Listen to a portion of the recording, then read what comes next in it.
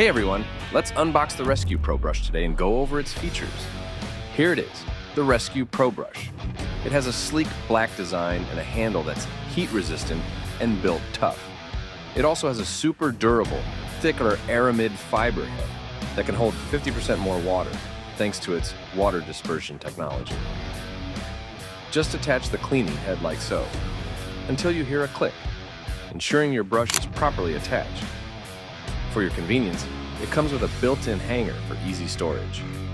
The new gold scraper has a notch and is thick and angled for dual-action cleaning. And there you have it, ready to give your grill the best clean ever. Check out the Rescue Pro on our website today and see what all the hype is all about. Don't forget to like, subscribe, and hit the bell icon for more grilling tips and tricks.